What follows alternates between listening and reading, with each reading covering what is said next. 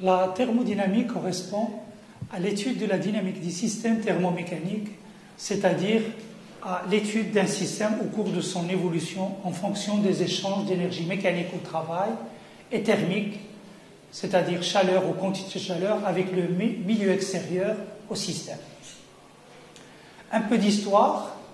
La thermodynamique est une branche relativement récente de la physique puisqu'elle s'est développée au début du XIXe siècle. Ce développement a été lié à la mise au point et à l'amélioration des machines à vapeur avec l'ingénieur écossais James Watt. Sur cette photo, on peut voir l'un des premiers prototypes des machines à vapeur.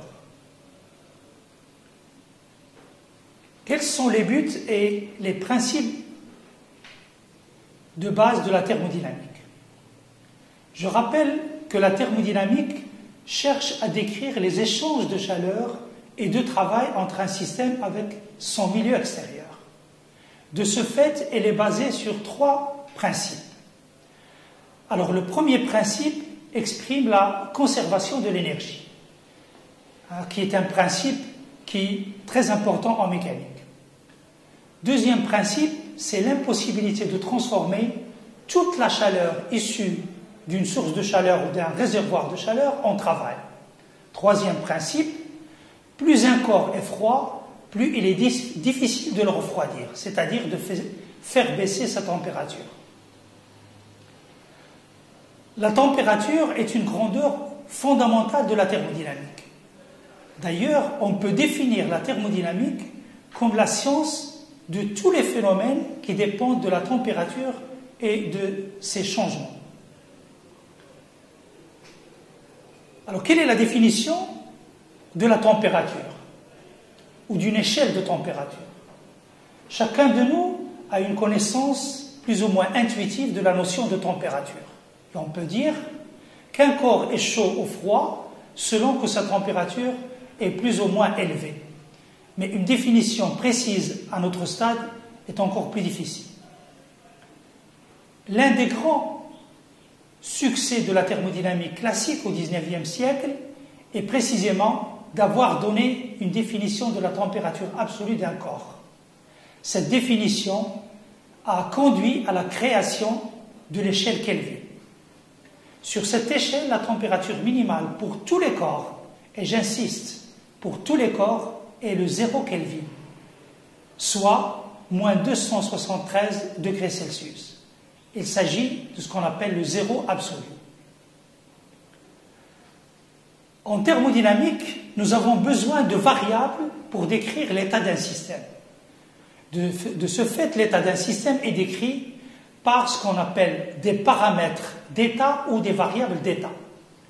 Pour les fluides, qui sont les gaz et les liquides qui nous intéressent dans ce cours, les variables thermodynamiques les plus utilisées sont la pression, le volume et la température. Ce qui nous intéresse en plus à travers ces variables, c'est la relation qui les lie à l'équilibre thermodynamique.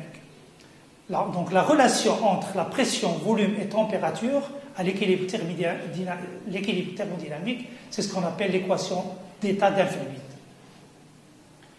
Le cours de thermodynamique que nous allons voir propose une description purement macroscopique du comportement des systèmes physiques qui sont eux-mêmes macroscopiques.